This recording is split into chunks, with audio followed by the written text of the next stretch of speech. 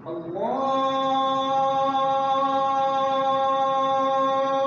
أكبر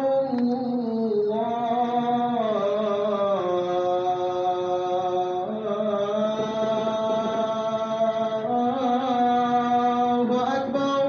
إن الحمد لله نحمده ونستعينه ونستغفره ونتوب إليه ونعوذ بالله من شرور أنفسنا ومن سيئات أعمالنا.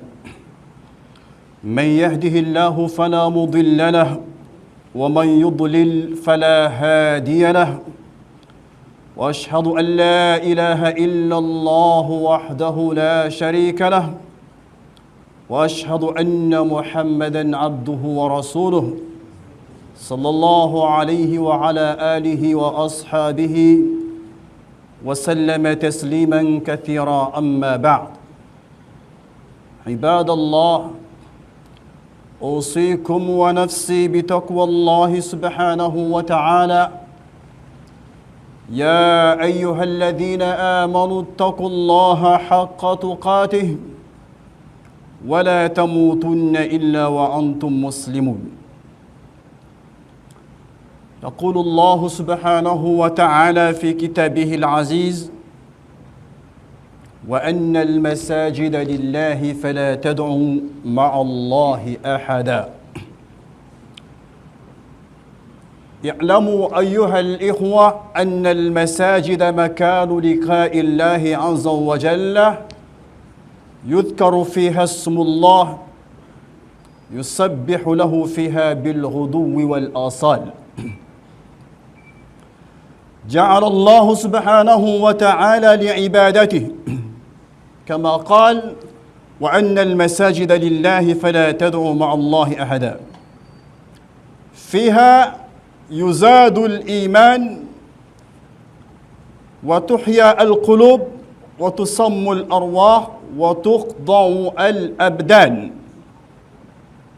في المساجد أيها الإخوة تتنزل الرحمات وتغفر الزلات وتمحى السيئات ويفرح الله بقدوم أهلها عليه.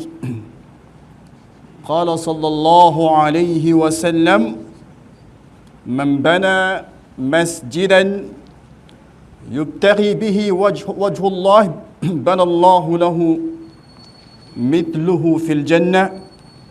حديث متفق عليه. أسأل الله سبحانه وتعالى أن يجعلنا من الذين يستمعون القول فيتبعون أحسنه.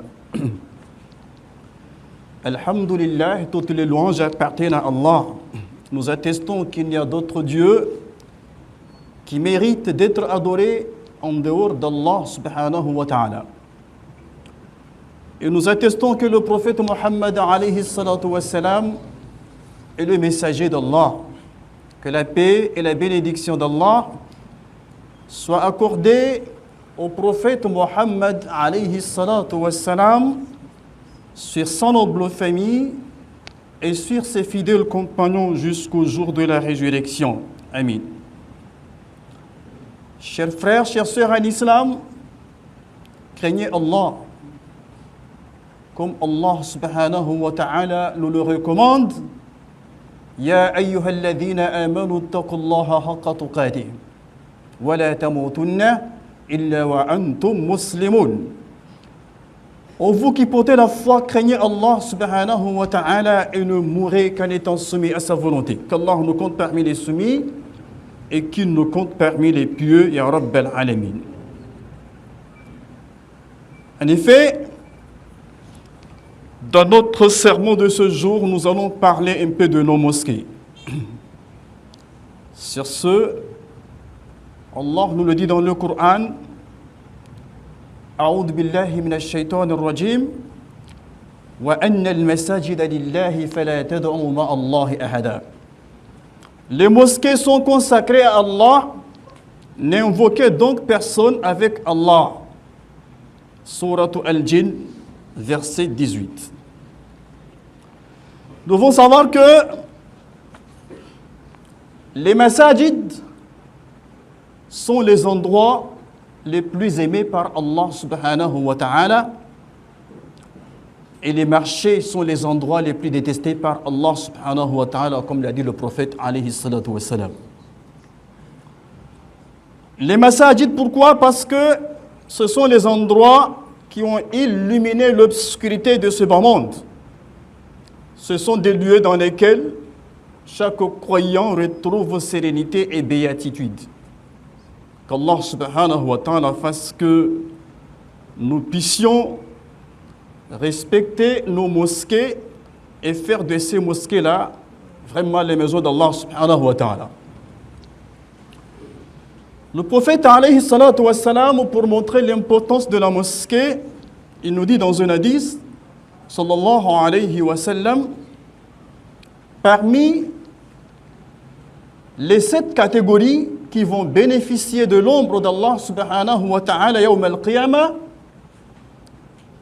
il y a les personnes dont les cœurs seront accrochés au masajid, qu'Allah nous compte parmi ces derniers. Non. La mosquée ou bien les mosquées ont plusieurs buts. Comme vous le savez, nous allons citer 2. Premièrement, le rassemblement des musulmans pour accomplir la prière ou bien les prières. Là, il y a les prières quotidiennes, ar-rawatib, les prières de Juma, et puis, dans certains pays, les prières de l'Aïd. Dans certains pays, c'est dans les mosquées. Ala kulli hal. Un autre but, les mosquées ont également un but social car c'est l'endroit où les musulmans se réunissent. Ils se réunissent pour faire quoi? Pas faire de la politique, mais pour adorer Allah subhanahu wa ta'ala. Et ce sont les endroits aussi où les musulmans font connaissance les uns avec les autres. Ça, c'est très important. Souvent, on prie dans une mosquée qui n'est pas grande. Peut-être il y a une vingtaine de personnes qui prient dans cette mosquée-là régulièrement, mais personne ne connaît l'autre. Tu demandes à ton frère, voilà, comment il s'appelle le monsieur là? Non, je ne sais pas, mais je sais que bon, il est toujours avec nous. Chaque matin, il est là. À l'Aïcha, il est là toujours. Mais personne ne connaît son nom. Personne ne connaît quoi sa profession. Et voilà. Alors que le but de Al-Masjid, le fait que Allah subhanahu wa ta'ala, le prophète alayhi salatu wa salam, nous a recommandé, voilà, de nous rassembler dans les massages pour les prières, ar-rawatib, c'est pour que les musulmans se connaissent de nom, se connaissent de profession, voilà. Et quand l'un parmi eux a un problème, immédiatement on arrive à le détecter et les autres seront obligés d'agir, voilà, pour l'assister. Malheureusement, ce rôle-là est bafoué aujourd'hui. J'ai un ami qui m'a dit que quand vous prenez en fait les sectes dont on parle, les francs-maçons et consorts là, leur point fort c'est quoi? C'est des gens qui se connaissent par cœur. Ils se connaissent par cœur et ils s'assistent mutuellement. C'est ça ce qui fait leur force. Nous, normalement, c'est ça ce que devrait faire notre force dans les mosquées. Voilà la connaissance parfaite, voilà, de chaque fidèle. Et ça, c'est important, surtout en tant qu'imam. Il faut que les imams commencent vraiment à connaître tous les fidèles qui viennent prier dans les mosquées. Je ne parle pas des mosquées de Juma, mais les mosquées du moins de nos quartiers, il faut que les fidèles se connaissent les uns les autres, c'est très important. Non. Les masajid sont des lieux où le Coran est enseigné, la religion est enseignée. Malheureusement, aujourd'hui, dans nos mosquées, on a réduit ces mosquées-là vraiment à des lieux de prière. On prie, voilà, tout le monde rentre chez lui. Il n'y a pas de rappel, il n'y a pas quelqu'un en fait qui enseigne la religion, al-fiqh ou bien al-sira. Voilà, c'est pour cela vraiment l'ignorance des musulmans, voilà, augmente au jour au jour. Dans les mosquées, normalement, ce n'est pas vraiment ça. On ne devrait pas C'est-à-dire passer toute une journée dans une mosquée sans qu'il y ait au moins quand même un petit rappel sur notre religion. Non. Donc, les massages, en réalité, ce sont des lieux où on doit enseigner quoi? Al-ibada, voilà, Al-Qur'an, Al-ahadith, voilà, et tout ce qui concerne notre religion, c'est ça vraiment le rôle de nos mosquées. Les compagnons du prophète, anhum, tous ont été enseignés dans les mosquées. C'était leur école, c'était leurs universités, tous apprenaient dans les masajid. Jusqu'à ce que ces derniers sont devenus quoi?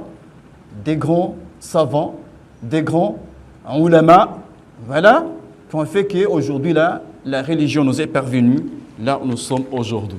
Allah subhanahu wa ta'ala nous facilite cela. Nam, Allah subhanahu wa ta'ala a fait de al-masajid, de la mosquée, un lieu où normalement l'homme doit s'y rattacher. Parce que c'est là où tu dois trouver quoi? La sérénité, la tranquillité du cœur. Voilà, c'est un lieu où vraiment, où le musulman qui se réfugie, il n'a pas de problème. Il n'a pas de problème. C'est pour cela que Rasulullah sallallahu alayhi wa sallam nous a parlé d'une récompense énorme de celui-là qui reste dans la mosquée pour attendre la prière prochaine. La prière prochaine. Nous, malheureusement, c'est pas ça. On regarde la montre, bien le portable, chaque seconde qui passe, voilà. Parce qu'on veut que la prière commence vite, qu'on la termine vite, voilà, que on puisse immédiatement abandonner les mosquées et aller ailleurs. Mais en réalité, le musulman, c'est celui-là vraiment doit passer un peu de temps dans la mosquée. C'est pas voilà, après assalamu alaykum, voilà, il est déjà à la porte. Il n'a même pas eu le temps de dire quoi? Astaghfirullah 3 fois. Astaghfirullah 3 fois, il n'a même pas eu ce temps-là. Il est déjà à la porte. Il va où là? Fa'ayna tadhaboun. Il va où? Subhanallah, Allah ala. On ne sait pas. Il n'est pas commerçant, il n'est pas médecin. On ne sait même pas là où il veut aller, quoi. Il est pressé de quitter la maison d'Allah subhanahu wa ta'ala, c'est pas pour aller où. Ça, vraiment, il faut qu'on corrige ça, parce que c'est très mauvais. Si quelqu'un a une urgence, d'accord. Tu n'as pas d'urgence, il faut rester un peu dans la maison de Allah pour profiter au maximum. Parce que là, tu es dans la sécurité d'Allah subhanahu wa ta'ala. Demandons Allah subhanahu wa ta'ala de nous faciliter la compréhension de notre religion et de nous compter parmi les croyants sincères. أقول قولي هذا أستغفر الله لي ولكم ولسائر المسلمين والمسلمات من كل ذنب إنه هو الغفور الرحيم. الحمد لله رب العالمين والعاقبة للمتقين ولا عدوان إلا على الظالمين. وأشهد أن لا إله إلا الله وحده لا شريك له وأشهد أن محمدا عبده ورسوله صلى الله عليه وعلى آله وأصحابه وسلم تسليما كثيرا أما بعد. عباد الله أوصيكم ونفسي بتقوى الله سبحانه وتعالى. يا أيها الذين آمنوا اتقوا الله حق تقاته ولا تموتن إلا وأنتم مسلمون. يا أيها الذين آمنوا اتقوا الله وقولوا قولا سديدا يصلح لكم أعمالكم ويغفر لكم ذنوبكم ومن يطع الله ورسوله فقد فاز فوزا عظيما. اللهم اجعلنا من الفائزين يا رب. Alhamdulillah, louange à Allah, Seigneur de l'univers, paix et bénédiction d'Allah sur le prophète Mohammed alayhi salatu wassalam, sur sa noble famille et sur ses fidèles compagnons jusqu'au jour de la résurrection. L'élément qui m'intéresse le plus, c'est surtout les bienséances de la mosquée. Voilà, le adab de nos masajid. Pour venir à la mosquée, le musulman doit se préparer. Le musulman doit se préparer avec l'intention de se rendre dans la maison de Allah subhanahu wa ta'ala. Je ne pense pas que quelqu'un va se lever, voilà, il va à la présidence. Il va à la présidence. Non, il se prépare. Parce que là, c'est une audience. Et là, on se prépare. De la même façon, à chaque prière, à chaque heure de prière, vous êtes reçu en audience par Allah subhanahu wa ta'ala. Vous devez vous préparer psychologiquement. Non. Premièrement, il faut se faire beau. La beauté.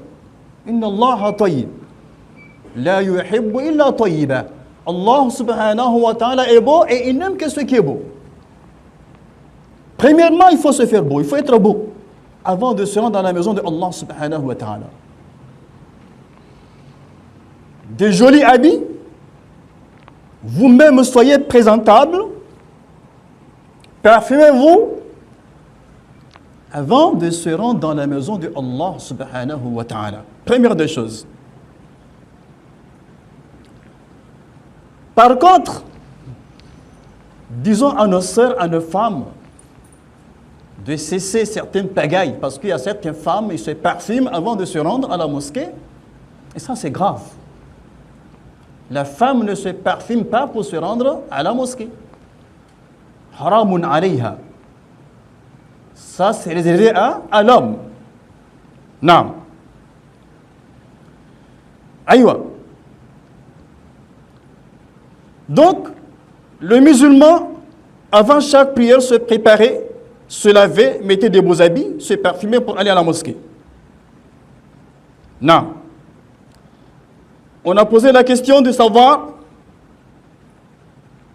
on a posé la question à un sahaba, pourquoi à chaque fois, radiyallahu anhu, voilà, il se rend beau, se parfume, avant de se rendre à la mosquée, il a répondu que « Inna Allah tayyib, la yuhibbu illa tayyiba » C'est normal.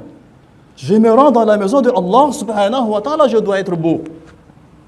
Allah l'a dit subhanahu wa ta'ala dans le Coran, « Ya bani Adam, khudu zinatakum inda kulli masjid » Ô vous les fils d'Adam, portez vos parures. À chaque fois que vous rendez dans les maisons de Allah subhanahu wa ta'ala. Les parures, c'est quoi? C'est les beaux habits que vous possédez. On doit faire la différence entre un musulman qui se rend au stade pour soutenir les éperviers et un musulman qui va à la mosquée pour la prière de vendredi. Ça, c'est important. Les gens vous regardent. On doit faire la différence entre une femme qui va au marché et une femme qui va à la mosquée de vendredi. Ça, c'est important. Donc, on porte nos meilleurs des habits. On doit être présentable. Il ne faut pas que le fidèle qui est à côté soit gêné parce que vous dégagez. Vous êtes en train vraiment de commettre des erreurs graves. Il ne faut pas que le fidèle qui est à côté n'arrive pas vraiment à terminer son soujoud. Pourquoi? Parce que l'odeur qui se dégage là vraiment est insupportable. Il ne faut pas qu'on vienne à la mosquée et on retourne à la maison avec rhume. Pourquoi? Parce que les odeurs qui se dégagent dans la mosquée là sont vraiment très mauvaises. On doit respecter les maisons de Allah subhanahu wa ta'ala. Ça, c'est nous-mêmes. Maintenant, on vient dans la maison de Allah subhanahu wa ta'ala qui est responsable de rendre la maison de Allah propre.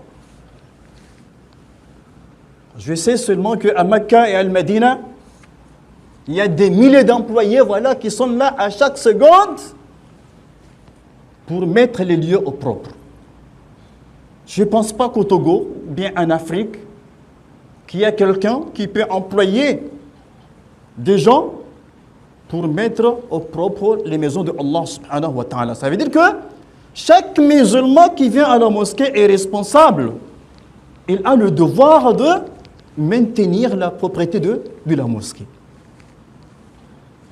Et ça là vraiment, quand vous rentrez dans nos mosquées, la mosquée peut être présentable, mais quand vous rentrez dedans là, il y a tellement du sable.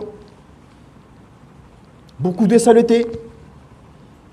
Parce qu'on pense que c'est celui qui est à côté de la mosquée qui doit prendre soin de la maison de Allah subhanahu wa ta'ala. Ça, c'est un devoir pour tout le monde. On vient pour faire l'ablution, on constate que le lieu où on fait l'ablution, on dirait de la poubelle. Au lieu de prendre un peu de temps pour rendre les lieux propres, on se met dedans, on fait les ablutions. Voilà. On fait quoi? On fait at-tahara pour venir prier dans un lieu, voilà, impur. Ça là, tout le monde doit être un peu responsable parce que les mosquées, ce sont les maisons de Allah subhanahu wa ta'ala. Donc nous-mêmes, nous devons être présentables, mais les maisons de Allah doivent aussi être présentables. Et ça là, tout le monde doit faire un effort. Maintenant, subhanallah, dans certaines mosquées, il y a des gens qui font des efforts pour les rendre propres. Et les autres, voilà, ils viennent voilà, pour les salir. Voilà, ils ramassent du sable au dehors et puis ils viennent mettre dans la mosquée. Ça, c'est grave. Voilà. Donc, ça doit cesser. Ça, c'est la maison de Allah. C'est la maison de Allah. Au temps du prophète, alayhi salatu wa salam, il y avait une femme qui avait comme tâche de nettoyer la mosquée. Le jour où la dame est morte, le prophète alayhi salatu wa salam n'était pas au courant, jusqu'à ce qu'elle était enterrée. Mais après, il a demandé, mais ça fait longtemps que je n'ai pas vu telle dame. Il dit, ah, elle est morte et on l'a enterrée. Ah, pourquoi je ne suis pas au courant? Sallallahu alayhi wa sallam. Il a demandé à ce qu'on lui montre, voilà sa tombe, et il est allé, il s'est mis vraiment pour faire la prière pour la dame. Pourquoi? Parce que elle honorait la maison de Allah subhanahu wa ta'ala.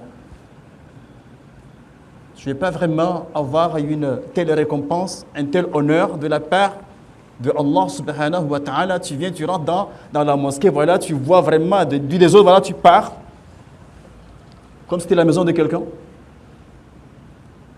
Voilà. Il y a la mosquée, les lieux des ablutions et nos toilettes. Nos toilettes, c'est des toilettes publiques. C'est sale, tu viens, voilà, tu fais tes besoins. Lui, il vient, il fait ses besoins, voilà, malgré que c'est sale. Ça, c'est de l'irresponsabilité. Quand vous allez dans toutes les mosquées, pratiquement, dans tout le Mela, la mosquée est belle, il y a de très jolis tapis, mais quand vous rentrez dans les toilettes, là, subhanallah, c'est but désordre total. En commençant par quoi? La grande mosquée de Zongo, BTC. Voilà. Et dans cette mosquée, il y a des WC même. Le WC est bouché, mais les gens continuent vraiment à aller faire les besoins. Subhanallah. Mosquée là, c'est quelle éducation ça? Ça là, vraiment, il faut qu'on revoie un peu ça, parce que ça là, c'est grave. C'est bouché. Ça veut dire que bon, on doit essayer voilà, d'aller, mais on continue, voilà, il va, voilà, il continue. Mouskil. Voilà.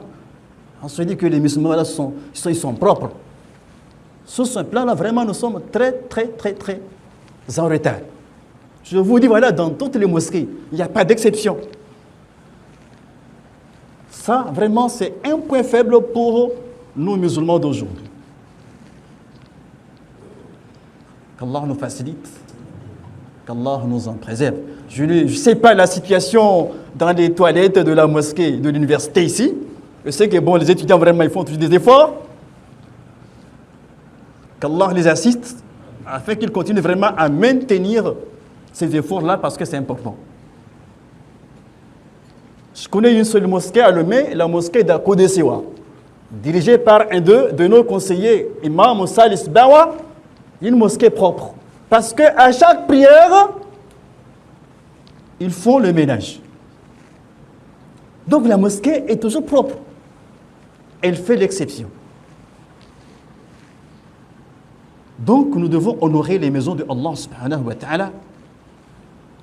Il ne faut pas seulement chercher à arranger les maisons, il faut aussi vraiment penser aux maisons de Allah subhanahu wa ta'ala.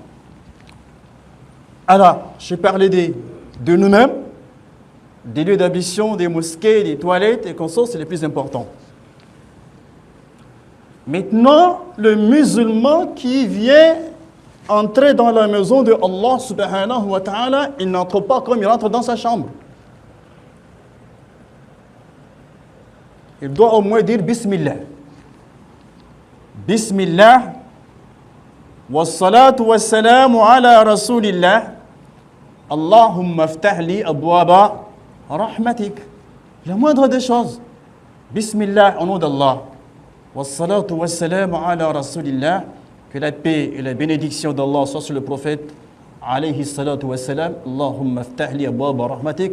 Oh Allah, ouvre-moi les portes de tes rahmat, tes miséricordes.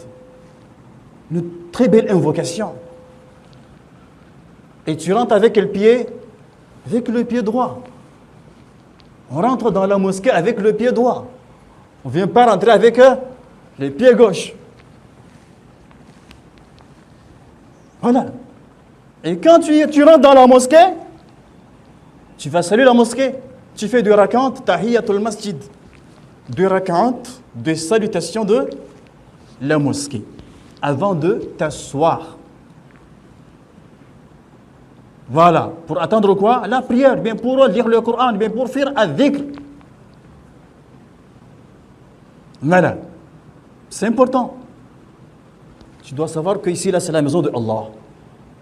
Si tu es là, c'est pas pour voir les messages que j'ai pas encore consultés là, voilà, non. C'est pas vraiment ça. C'est pas ça. C'est-à-dire que, je vous en prie, le temps qui nous reste est très court, hein. Les gens meurent. Hein. Vous voyez que bon, en une semaine, on a perdu quoi? On a perdu, beaucoup de musulmans. Donc le temps est très court pour nous. Donc le peu de temps qui nous reste, faisons des efforts, pour améliorer notre façon d'adorer Allah subhanahu wa ta'ala. Je vous en prie, tu as fait l'intention de venir dans la mosquée pour accomplir la prière. Tu arrives, il reste encore 5 minutes, avant que la prière ne commence. Je vous en prie, déposez votre portable quelque part. Déposez-le. Il faut qu'il se repose. Lui aussi, il doit se reposer. Laissez les messages, je vais les regarder après. Concentre-toi, pour demander pardon à Allah subhanahu wa ta'ala pour tout le temps que tu as eu à passer au dehors. Ce qu'on est bien, ce qu'on fait quand on est au dehors. On regarde, un peu partout. Toute personne qui passe, on les regarde. Voilà. Mais c'est qui ça? Comment il s'habille? C'est des péchés, Donc, quand tu rentres dans la mosquée, il faut te concentrer et dire Astaghfirullah, Dieu pardonne-moi. Astaghfirullah. Astaghfirullah. Laissez le portable tranquille. C'est comme ça qu'on doit se comporter, mes frères et sœurs. Qu'Allah nous aide. Le temps est en train de passer. Je vais m'arrêter là, tout en demandant à Allah subhanahu wa ta'ala de nous assister davantage.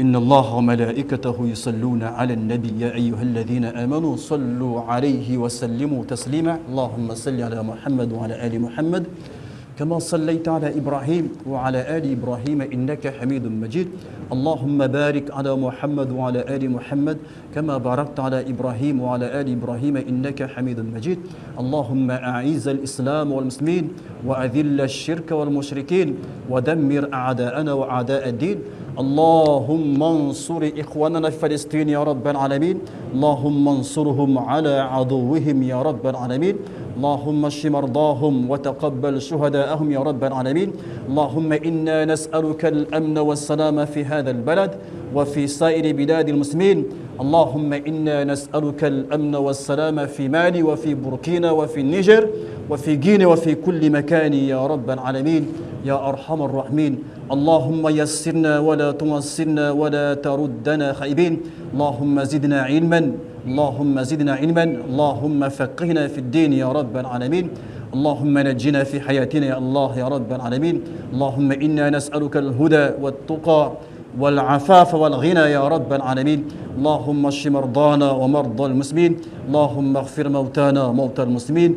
ربنا آتنا في الدنيا حسنة في الآخرة حسنة وقنا عذاب النار. عباد الله، إن الله يأمر بالعدل والإحسان وإيتاء ذي القربى وينهى عن الفحشاء والمنكر والبغي يعظكم لعلكم تذكرون. قوموا إلى صلاتكم يرحمني ويرحمكم الله.